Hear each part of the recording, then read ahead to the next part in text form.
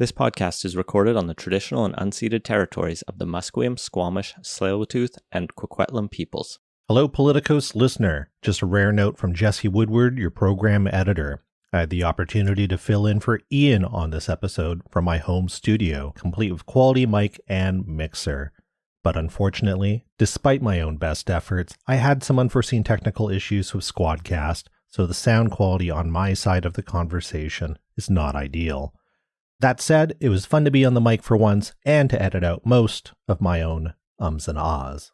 Here's the intro.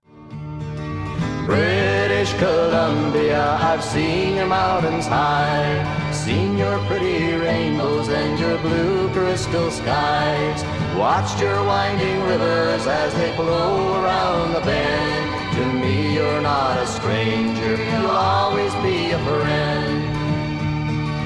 Coming to you from the West Coast, this is Politicos. Today is March 12th, 2026. I'm Scott Delenenbohm, and joining me tonight is Jesse Woodward. Jesse, welcome to the show. It's nice to have you on the other side of things for a change.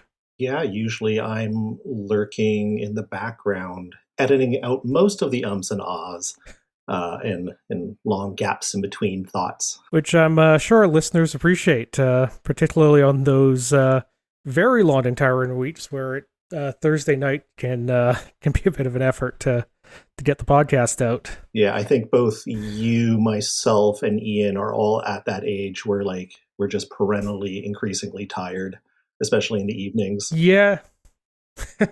Yeah, I'm definitely feeling that more and more these days, and it is only going to get worse. Yeah, and I don't even have kids.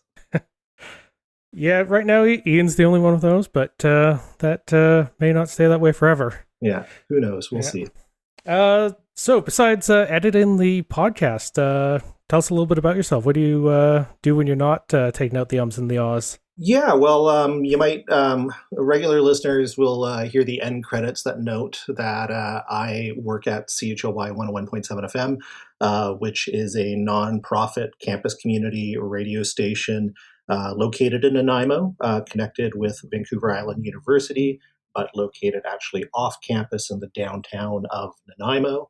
I am formally the executive director, but I wear many hats, running the aforementioned radio station, taking a lead in its nonprofit newsroom where I have several reporters who work under me, and I assign stories, give them editing feedback, that kind of thing. Yeah, I also am a co-founder of our local cycling coalition, and occasionally I'm on the air, and occasionally, much like with Politicos, I'm lurking in the background with editing, admin, etc. So it's a fun job. It's very diverse day to day with what I get to do. Right. Well, yeah, thanks for joining us and filling in on short notice. Ian's unable to this week due to an unfortunately timed power outage at his house. So we really do appreciate you stepping in on some very short notice to make sure the podcast can go out when it normally does. Yeah, I get to both participate in voicing it and editing it later, so I'll make myself sound real smart. Sure, there's not going to be a lot of editing required for that. I hope not. So, on today's show, we're going to touch on the couple bills that have been introduced in the BC legislature. It's been a bit of a slow week, but what has been slow in BC has not been all that slow federally, as there is a bunch of big movement in the federal politics scene this week with defections and the continued mess of trying to figure out where Mark Carney stands on the international events of the week. Yeah, for it, against it, getting involved, not getting involved. A little bit of both. Yeah. Well, if you want to follow the up-to-the-minute position of Mark Carney, you can join the Patreon and get access to our Slack, where there is always a discussion going on BC and federal politics by going to patreon.com/politicos. Let's jump right into BC. Like I mentioned, it's been a bit of a slow week. Provincially, there's, what seems like the weekly somebody introduces a motion or a bill to try and store a messaging thing on something that really shouldn't be a message. and it's a little embarrassing. Everyone's talking about it. This week, there was another vote on whether or not the Human Rights Act should be in place. This one was just a motion on that. You know, you had your 3 independent / 1 BC MLAs going on one side and pretty much everyone else on the other. But other than that, not a lot really happening provincially. There is just 2 bills that were bundled together as part of one big protest law package. That's the one to protect places of worship in schools? Yes, so that would be Bill 12, the Safe Access to Schools Amendment Act, which is literally a one-line bill that basically extends the 2024 version of this that applied to schools out until July 1st, 2028. And then the Safe Access to Public Places of Worship Act, which applies similar provisions that were in place for the schools. So you can't do certain protest activities on the grounds or within a 20-meter radius of the school or now public places of worship. This runs out to 2030 when there is a sunset clause that will expire on it. Both of these do have sunset clauses, which is why we have the first one in place, but it kind of seems a little bit pro forma if it's just going to be the case where the government comes in a couple years later and says, we're just put this one line of a bill text through to just extend it out further. Yeah. Now, maybe remind me, what was the origin of, I guess, both of these somewhat separate issues? Yeah, so there's been an increase in protests at schools. Going off memory on this one, I believe a bunch of it traces to anti-SOGI protests and some of the COVID-era protests that targeted schools. And with respect to the places of worship, I would suspect it has something to do with the more common protests and other incidents directed towards synagogues, mosques, and churches that we've seen more recently in the past, particularly in the last couple of years. Right. Would like Gurdwaras also be included in that? Were there any protests in that community as well, in the Indian community? I don't have many details on it. I believe in the past there may have been some related to events sponsored by the Indian government at some Gurdwaras. So it's a broadly written bill that is not religion specific. Gurdwaras were not the ones that immediately came to mind as where I have heard of protests occurring. Right. But yeah, I don't know what I think about that. You know, I think probably it's appropriate to not necessarily have third-party groups disturbing the studies of children at elementary and middle school and high schools, etc. But does that impact like student protests at all? Potentially, maybe? that is a very good question. Yeah. I'm going to try and dig up right now what the 2024 law stated on that. Keeping students safe from themselves. So, digging up the 2024 law, there is a specific subsection in there that states it does not apply if the person is enrolled in an education program provided at the school or registered with the school under some section of the School Act. So, student protest not covered. The person who is angry about what is in a curriculum and shows up at a random high school rather than at the Ministry of Education or the school board, that would be covered. Ah, okay. And yeah, I largely agree with that. I don't think kids are the right target for protesting educational policies. That really should be directed at school boards and the ministry rather than where the kids are there to learn and study. It doesn't really make sense to protest in that direction, and the impact on that, I think, outweighs any benefits of protest in that instance. So, yeah, the school one seems pretty fine to me. I imagine the religious one's going to be potentially a little more controversial on it, just because I think passions run pretty hot in relation to that. That said, Passion and religion? Nah. yeah, yeah, those two things never go together. No. But it wouldn't surprise me if you actually asked a lot of the members of these communities, and particularly I think to the Jewish community recently, particularly after we've had a string of shootings at synagogues in Toronto over the past weekend, that they prefer to kind of see the existing laws enforced more than going and creating new ones. Seems like there's a deficit on we're actually going to make a point of ensuring the current laws are all followed rather than going out and create new ones. Yeah, it's a little bit of, like you said, enforcing the laws versus making new laws that can potentially make politicians look good, while maybe they'll never actually end up getting enforced due to lack of enforcement of existing laws. So we'll have to just wait and see on that one, I suppose.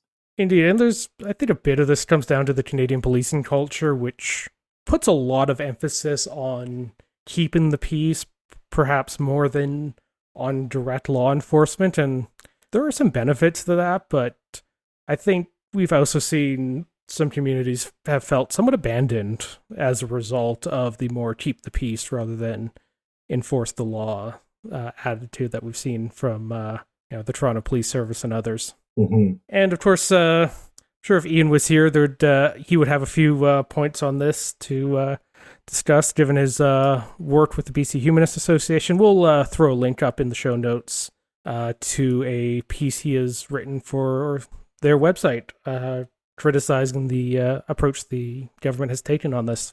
Moving on, the other notable item out of BC this week is the Professional Employees Association has reached a deal with the BC government after a lengthy labor dispute. They've been at this for about 10 months now, and during the BCGU strike in the fall, they had joined in that strike.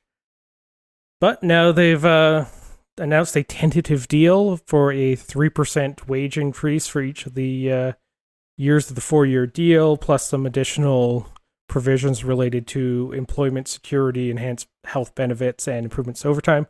So this is the union that covers your foresters, your engineers, lawyers, geoscientists, and other publicly employed professionals in the BC government. Yeah, so if it's not just general public service, but a specific profession that's employed with, and it falls under this one rather than the general BCGU union on it. I think this is one of the last major deals the government's going to need to get out. I'm open to correction on that, but now that we've had teachers, we've had the BCGU go through, that does cover off a lot of the major employment sectors within the government. So I'm sure the government will be happy to at least get a little labor piece going forward. Just looking at the article, we're pulling a lot of information from here from the CBC. It looks like it covers about 1,900 employees too. So glad to see they're getting that sorted. Yeah, and I'm sure the government's also probably happy to keep it in the 3% range or so because, as we talked about a couple of weeks back on the podcast related to the budget, there's been a lot of fiscal pressures and with inflation hovering around 2%, it's a little above inflation, but it's going to be sort of thing that isn't going to be a budget breaker, but will definitely be a source of stress on it that finance is going to have to figure out as they try and get that record deficit under control. And it looks like the members still need to ratify it, but that's likely to occur, so I can't imagine them not. Yeah, I would be surprised if it isn't ratified. There's it's generally in line with where the other ones have been, so it's unlikely they could hold out for another one. Plus, it doesn't sound like there's a lot of discontent, at least from what I've seen among the union membership about this, but we'll have to see where it goes. Expect that in a couple of weeks we'll be talking about this once it does get ratified on the podcast. So moving from the provincial to the federal, we had another floor crosser. Scott, what the heck happened? Yeah, this one was a little interesting, if for no other reason than for once it wasn't a conservative that was crossing the floor. Yeah, it was the odd one out in this case. So yeah, so the tiny rump of the NDP caucus is now down by one as Laurie Idout from the territory of Nunavut. She's the sole MP for the territory. Crossed the floor to the federal Liberals, which no doubt made Mark Carney happy, as it means he's just going to have to win 2 of the upcoming by-elections to get his majority, which is almost a sure thing, but we'll be diving into that the next segment. This week, she announced she was changing, or more specifically, Don Davies, I think, was the first one out issuing a statement on it, which was clearly rushed out to frame things ahead of time. And the reason I know it was rushed out is because of what he posted on Twitter wasn't just the standard, here is the text in a picture attached to the thing.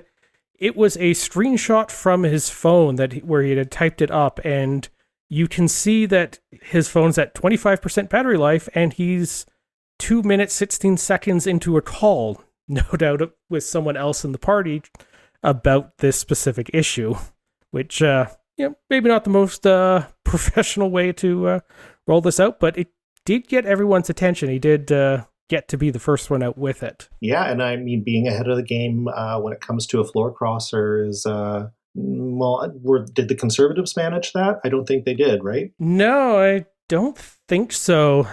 They kind of foreran the Matt Generu attempt 1.0 to cross the floor.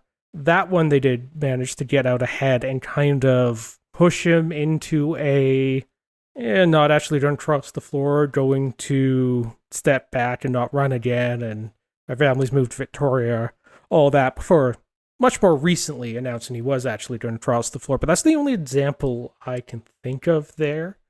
All the rest of them sounds like they got caught by surprise, and at least one of them, the Conservatives found out about it because the MP in question hit send on the email to the Conservatives telling them that about a minute before the Liberals went out with their official press release on it. Sorry, my cat's making some noise. I think we're good, though. It's a podcast tradition to have a cat making noise in the background, so that's all good. Idout framed this to the Canadian press as saying that she was feeling like staying with the NDP, felt like she was betraying Nunavummiut. In her own words, it started to every day to feel like I was betraying the wrong people, that I was betraying my constituents. What do you think of that? I guess we're getting a little bit into constituents versus party. Who do you serve? Yeah, well, first of all, I just learned the demonym for someone from Nunavut, so that was educational. Yeah, that's honestly a first for me too. I did not realize that was the word. The constituent versus party is an interesting question because you go into a political science 101 class and they will talk about how the theory of Westminster democracy is that the people in a riding will elect someone to represent them in Parliament, and those people happen to be organized into parties, but it is first and foremost a vote for the representative. But in practice, Canadian politics really works much more on a vote for the party and the party leader, for which the vote for your local MP is more of a proxy for that. And it just, I think, highlights the tension you see between the theory of how Canadian politics works and the actual way it works on the ground. That said, the territories are kind of interesting on that. I don't have a great sense of the culture up there, having, I don't think, ever been further north than Edmonton. But from my understanding, the political culture there is a little different. A couple of the territories run their territorial legislatures without parties on a, they call it consensus model there. And coming out of that political culture, I could definitely see it being more of a constituency-focused culture where that becomes a much more important thing to the MPs from those territories. And to that effect, I could see that weighing more heavily than it would compared to someone from a riding in just middle of Ontario. Yeah, I don't know. I have some thoughts on this. I mean, do very much. I mean, I'm a nerd for politics, but we can see in Canada that like party discipline in general is like much stronger than say, the mother country of the Westminster system, like England or the UK, just at large. I think having MPs who are able to cross the floor, citizen independent, join another party, etc., or maybe break out into like a separate, like little mini angry group of conservatives who are angry with the main conservative party, is generally good at resisting leadership that is perhaps on the wrong path within their views. I think that happened in the UK during the Brexit sort of era. We see very little of that in Canadian politics, in more recent history at least. Like, we do have a tradition of it happening, as if you look far back enough, where, I think it was there were some Canadian Alliance MPs, like way back in the 2000s, or maybe it was the late 90s, who like split off and formed their own little caucus as they were upset with, who was the jet ski one? Stockwell Day. Stockwell Day, yeah. That does happen. They eventually like rejoined the party and stuff. They didn't like join the Liberals or in that particular case. But I think we do ourselves a bit of a disservice by seeing ourselves so, I guess, Americanized with like party loyalty and party power that maybe it ultimately results in worse things for us. Which is also kind of an interesting comparison, because most of the time, I would say the Americans have a much lower level of party discipline, where it is not uncommon to have people attacking their own party or criticizing people within it. Not uncommon for senators and Congress people to criticize the president or House leadership or any of that stuff. But they don't really cross floors. They don't cross floors. That's pretty much unheard of, I think, in the U.S. But one of the easiest ways to make a name for yourself and get through a primary is to, particularly as a Democrat, to attack the Democratic Party. So that would not be the sort of thing that usually works in Canada on this. But yeah, it's an interesting point that you don't really see the floor crossers. That has, I think, just gotten so polarized that even if there was a tradition of it in the U.S., you wouldn't see it. The several we've seen from multiple parties does, I think, point to something Canada has going for it, where it is just less polarized, and that's good. It also really shows how much of a brokerage party that Carney has turned the Liberals into, which, for the history of the Liberal Party is not unheard of, but it very much was not that under Justin Trudeau. And it's kind of interesting to see it kind of move a little more back to its typical historical roots in that respect. Mm-hmm.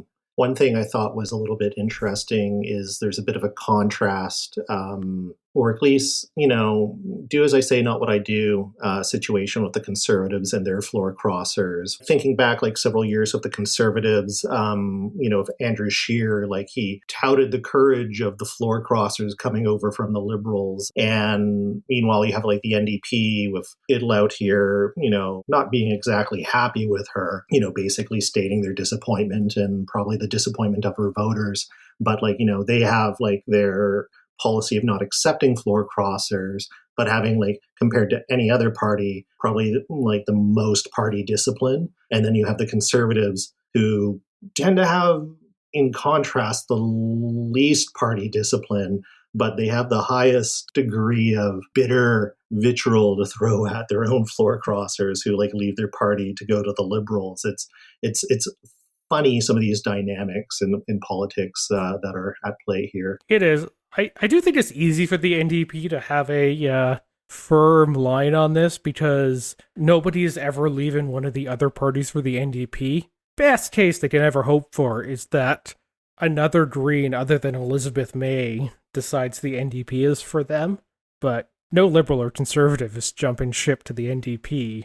and Yeah, it would be turning it into a caucus of 8. It or would be a very 7. weird week for certain. Yeah, so interesting thing about principles is you really only get to find out how strong they're actually held when they're put to the test, and the NDP has never had to face that particular test. So it would be an interesting experiment if that does ever happen, to see if that does end up being a firm line or not. Now back to Idlout, there were rumors back in January that she was considering crossing the floor, but at that time she publicly stated that she would not be. Obviously something changed. She shows up at this rally for Avi Lewis, speaks on his behalf at a rally, and then, going from one party to another, much like Michael Ma, from the Conservatives back, November, early December last year. Right around Christmas, because he went to the Christmas party. Right, it was the Christmas party. Day. Man, brutal. I can only imagine. But, maybe the snacks were better at the other party. I don't know. Maybe. The Avi Lewis thing is also interesting because it does kind of raise the question of just how serious are the endorsements he's racked up if someone can endorse him one week and then leave the party that he's almost certainly, or has a very high likelihood of running the next week. That it's not a great look for Lewis in all of this, and potentially is going to put him on the back foot a bit when he does become NDP leader, which is coming up pretty soon because the NDP votes have opened at this point and people are voting for the new leader. Yeah, end of the month, I believe. The announcement will be in Winnipeg at their convention. So yeah, March 29th. So just a couple podcasts from now, we'll be talking about who the new NDP leader is.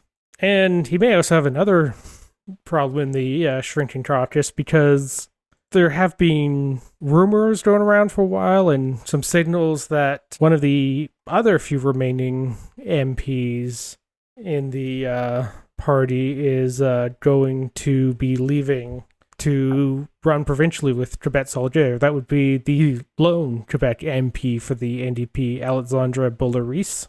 Quebec is having a election coming up in the fall of this year, which is also looking like potentially quite a significant one, given the PQ has done well in some early polling, and it does lead to the potentially unfortunate situation of Canada having to deal with 2 sovereignty referendums at roughly the same time, which it's not a great spot to be in. But on the NDP on that part, that also puts them in a tough spot because they got out of the election with a much reduced caucus, and that is likely to drop even further from the 7 to a mere 5, and that's not a great spot, but I suppose that means there's mostly only up to go, but I don't know, we'll see, because I could also see Effie Lewis's particular brand of politics being rather appealing to the core NDP members that vote in these leadership races, but I'm not sure that Canadians overall are really clamoring for the particular brand of politics he's putting together on that, and that could potentially cap the NDP's resurgence. yeah, I'm always uncertain when it comes to where this might lead. There does seem to be this appetite amongst some maybe very online people for something within the orbit of socialism.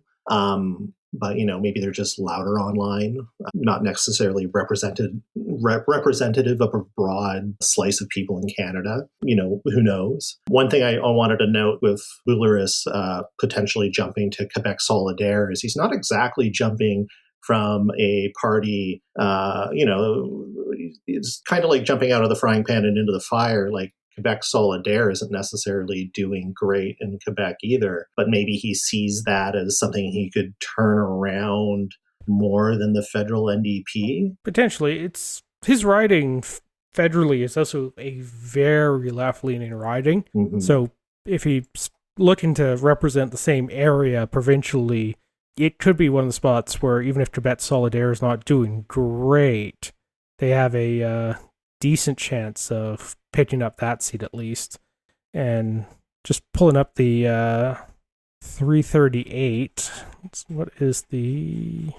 They don't actually have a seat projection. That's not very helpful. Yeah, I was just actually wondering too, like, do you know if like the seat he's currently in as MP is also a safe seat for the NDP generally, or has been? Yeah, so it's being represented by either the NDP or the Bloc. It's been held NDP since 2011 when they had their Tibet breakthrough, but before that, it was Bloc, and you go far enough back, and there was a couple terms of PC holding the seat, and prior to that, a Liberal.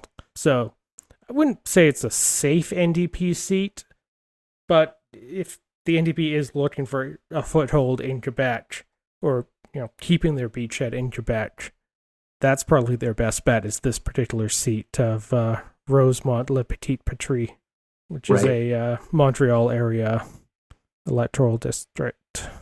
Yeah, so I mean, I'm not super familiar with Boularice as a politician, outside of him being like, I guess the Quebec lieutenant for the NDP. But, he was elected in 2011.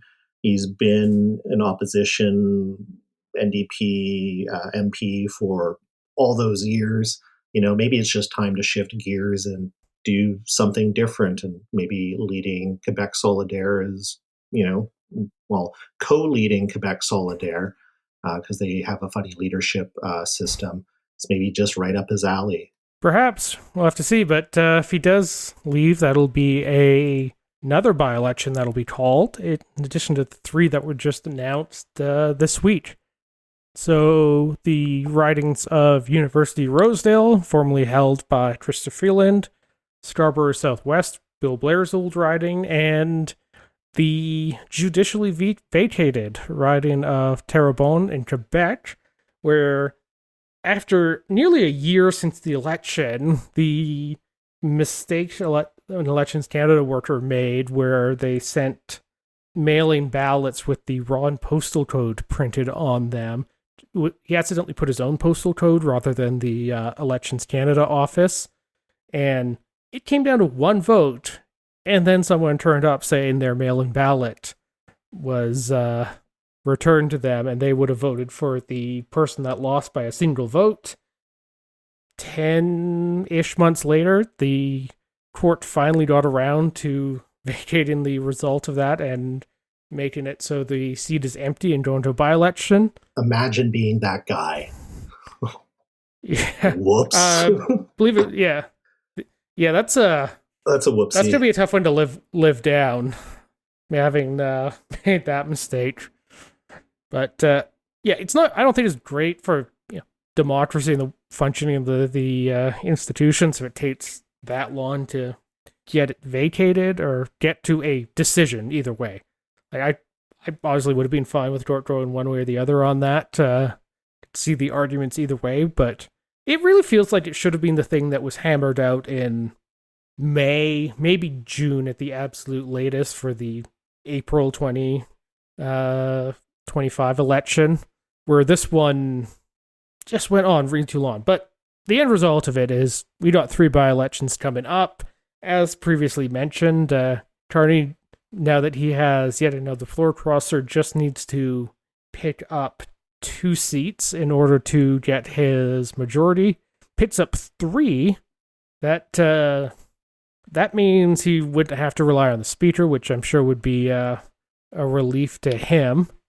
And I'd say high likelihood that at least the 2 Toronto area ones are very likely to go Liberal. They're pretty safe Liberal seats. The Liberals are doing very well in the polls right now.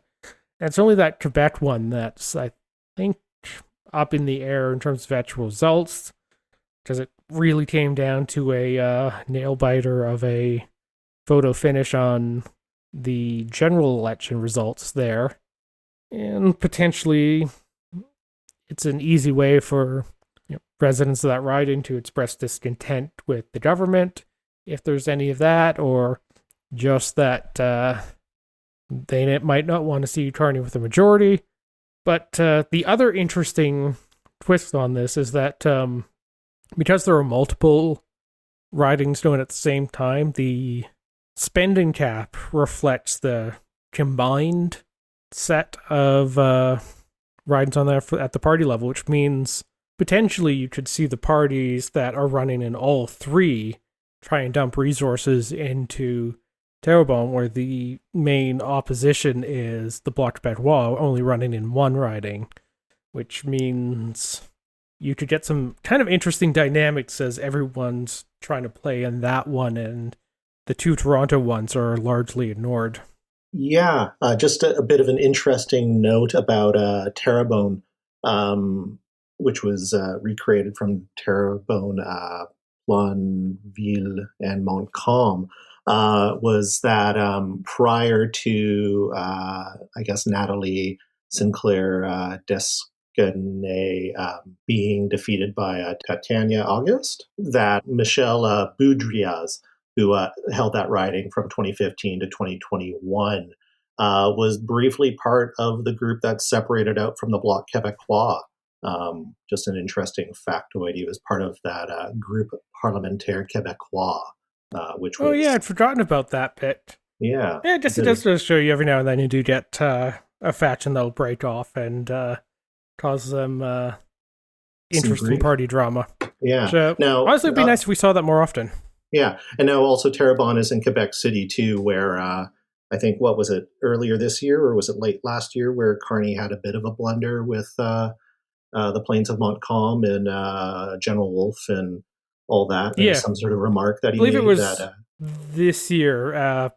Plains of Abraham. Montcalm was the French general in the battle on that. Yeah, I mean, that got a bunch of press and attention, and the Quebec pundit class really didn't like it. But you look at the Liberals' poll numbers in Quebec, and you'd be hard-pressed to see a big impact from that. So just pulling up 338 again, the federal Liberals in Quebec are pulling at 42% to the next runner-up's 29, which is the Bloc. So they're in a pretty decent spot. Up slightly from the election where they got about 40% in Quebec. So, for all the attention that got and all the, Carney doesn't understand Quebec criticism, you'd be hard-pressed to see it actually having an impact on Carney's Quebec numbers at all. Yeah, the low point for polling was end of January, so maybe you could see it, but they'd been on a long downward trend for about 5 months at that point, like a gentle decline before they started picking right back up. So, I don't know. I think that's one of those things where at the time, a lot of political events seemed really important, and you look back in retrospect, and it just was a non-event that there was a lot of smoke, but not a lot of fire to go with it. Yeah. And just quickly looking at the election results again for 2025, the Conservatives were up about 7 points compared to their previous results. But that was also with people comparatively, I would think, liking Poilievre more then than maybe they do today. So, maybe Carney shaves off a few more conservative voters and maybe even some Bloc Québécois, given, his popularity. But, we will see. Yeah, it's possible. I think the other thing is with sovereignty on the mind, and particularly the questions around the Americans' interest in Canada and sovereignty from that in particular, that Quebec is perhaps more than the rest of Canada just aware of how small it is relative to the broad mass of North America, and that could make the Liberals' elbow up position more more impactful and help them surge in support there as well. And that might also be part of the reason why you've seen the Quebec polls tightening a lot, because what was looking like a runaway PQ victory is now getting pretty close with the Provincial Liberal Party, which I don't know if you'd followed what had happened there, but they've turned through a couple leaders because the guy that won the last leadership race after leaving the Federal Liberal Party had to resign due to a vote buying scandal in the party, which has a history of corruption problems in Quebec, the Quebec Liberals. So that the fact that they've managed to rebound from that pretty quick kind of suggests there's some structural shifts going on in the Quebec electorate too. Yeah, that's for certain. You don't start a political career with a corruption. Don't do that. Yeah, well, I mean, Pedro Rodriguez had a pretty long political career before that, but start a new political career, that is. Yeah. Different context. Hell of a way to go out, though. Yeah. Whoops. But all those by-elections are on April 13th, so I guess we'll check in after that. Indeed. Okay, so the next item coming up came to my attention a couple days ago, and then basically within a half hour, I was placated in my general distress. But apparently, very briefly at least, parts of the Canadian government, the feds, were deciding through CRA tax status who was a journalist and who they were willing to be interviewed by. So for those who aren't too familiar, there's these two special tax statuses called Qualified Canadian Journalism Organization. And then there's another one called RJO, which we don't really need to get into. That's a registered journalism organization. But basically, these are two special tax statuses and incentives that were created, I believe, under the early Trudeau government to incentivize support for journalistic organizations in Canada. Yeah, so back during the Trudeau government, believe towards end of first term, somewhere into the second term, there started to be some serious concern about the state of the Canadian media, particularly because a lot of business models had been broken down. So as a result, the federal government came out with a couple programs where they would be providing a fairly significant subsidy to various journalistic organizations in order to help them not go bankrupt. But as a result, a significant amount of journalistic payroll is effectively subsidized and paid for by the federal government through a couple of these programs, which has seen fairly wide uptake among traditional media, but you do have some newer and independent media refusing to participate due to the perceived conflicts of interest on these. So you have some organizations like the Hub and I believe the Line stake out as a just general matter of principle that they don't participate in these programs. Right, and so it was in a March 10th article of the Hub that pointed out this issue in some, I believe, Canadian media accreditation for Global Affairs Canada or Immigration, Refugees, and Citizenship Canada regarding the QCJO designation or criteria, quote unquote, similar to it. Now, looking through the article, one very obvious thing is that the CBC does not have QCGO status, so are they not going to talk to the CBC? And there's the Hub, or as you mentioned, the Line, who just aren't seeking out this status, which is determined by the CRA. Are they just not going to talk to these bodies? It was at face a very weird and not necessarily well thought out decision by either of these bodies with the feds. Well, not only that, it raised some concerns about just whether or not the various government agencies were, being transparent and open, but also that when these programs were first put in place, there was a concern that it was basically going to move in the direction that you had the government deciding who can and can't be a journalist, and that would be an obvious problem where the government could exert an unreasonable amount of control over journalism, which is obviously pretty bad in a democracy. And people were reassured at the time, no, this definitely wasn't going to happen. This is just to help keep the lights on at the Toronto Star and important media organizations that do good work. But by then turning it into a de facto licensing system for who gets to be able to participate and ask important government agencies questions, that obviously raises some very concerning issues around journalistic independence from the government. Yeah. Now, the Hub does point out that it was obviously never meant for this purpose from the CRA. Yeah, so the government has backtracked from this thing, which is good. I think that's the right decision. And yeah, the Hub wasn't the only one that caught on to this and had concerns.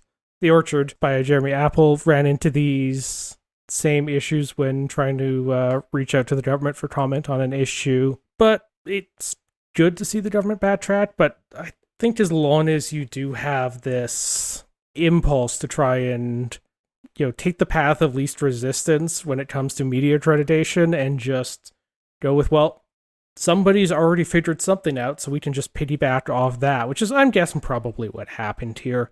Mm-hmm. I don't think it was the government being malicious so much as lazy on a lot of this stuff, but that doesn't really make it less problematic. But I think you're going to need probably some better safeguards in place in the future to make sure that something that was never intended as a licensing system for journalism in the country doesn't accidentally become that. No, I would agree. One thing I just wanted to note too, with my background in community radio, is that both for QSAGO status and RGO status, radio and broadcasting in general is just completely cut out of the picture in terms of achieving any of these statuses, even if they actively have their own newsrooms that are doing the work of reporting on their communities that they serve. And unlike the states where your nonprofit public community or college stations, down there, you can actually make a donation and get a tax receipt back and get a little bit off your taxes end of the year. You can't do that in Canada under those statuses or under the rules for charities in Canada.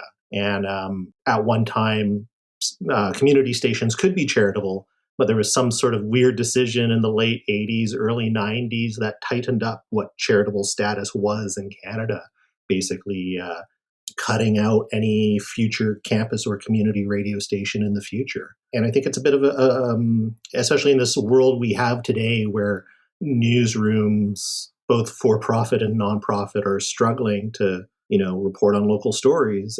This is, in my mind, a bit of an obvious way we could maybe course correct in some of these areas.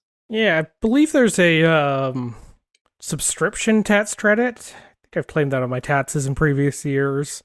But I think it's limited somewhat, because if I recall, it's mostly just limited to legacy print media. Yeah, no, it most certainly is. I read which is unfortunate. Yeah, when I think this first got rolled out, Ian and I looked at this. This is neither of our professional jobs or anything, but we did wonder if we ever did decide to make this a full-on outfit that was going to be doing actual reporting on a lot of this stuff, whether we'd be able to qualify. It didn't look like it at the time, if I remember correctly, which is unfortunate because, would be nice to maybe be able to do that in the future, but scaling up is a real challenge when it comes to that sort of thing, and not having access to stuff like this definitely makes that harder. Yeah, it definitely makes it harder. Got to pay the reporters to do the journalism. Indeed. if there's one issue that Mark Carney can't get away from, it's Iran. And I what's that song from the 80s? I ran so far away, I just couldn't get away.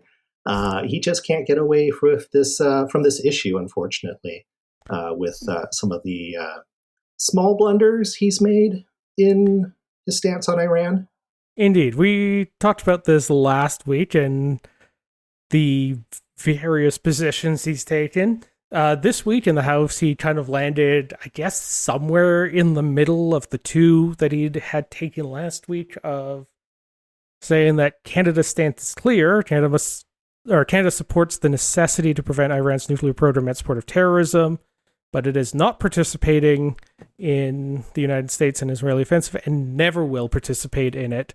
Just kind of like more or less just walking the line between the statement he first put out that was all in, and then the second one that was whoa. That was kind of a regretful thing I said on there. And it seems like we're swinging back and forth a bit, but there's still, in other contexts, some talk about, what if our allies really need us for something? And wouldn't surprise me overall if there becomes a push to just restore freedom of navigation there, that draws in a few more countries, but I don't think Carney has necessarily gotten out of this particular spot he has worked himself into, and I imagine as the global repercussions and the economy starts to get a little wobbly from having a major supply shock in the energy sector hit it all over the world, that he will only have to keep talking about this, and it will no doubt be a challenge to keep on a course that isn't going to cause too much blowback from one side or the other. Yeah, blowback indeed. Hopefully he navigates that better than some are navigating a certain canal, or a strait, rather. Indeed. There's both a huge amount one could say on this, and also a bit of a exasperated, well, Jesus, what else is there to say on this? How do you even begin to get into that? But I am sure this will not be the last time we're discussing it on the pod. But likely we'll continue to discuss this when Ian gets back next week. Jesse, once again, thanks for popping in and stepping up to fill in at short notice. It's been good chatting with you. Yeah, it's always a pleasure. I think this is the first time I've been on since, I think it was 2018. We were talking about Leonard Krogh running for mayor when he first took a kick at that can way back in the day. Yeah, that's a blast from the past. I'd had a little bit had slipped my mind. But yeah, it's good to have you back on here. And just thanks for all the hard work you do making us sound good every week. Cool. And yeah, if you're interested in learning more about what I do, you can always check us out at CHLY.ca. And yeah, I'll be here in the background. And yeah, you're active in our patron Slack. So if you want to join in, continue the discussions, or talk about anything we talked about on today's show, just patreon.com/bloodroast. Yeah, it's one of the perks. You get to talk to the editor. And that has been Politicoast. Find links to everything we talked about at politicoast.ca. Support the show and get access to our exclusive Slack channel at patreon.com/politicoast. Our intro music is Beautiful British Columbia by Serge Plotnikov. Politicoast is a production of Leg and Boot Media. Audio editing provided by Jesse Woodward at listener-supported CHLY 101.7 FM in Nanaimo. Learn more at chly.ca.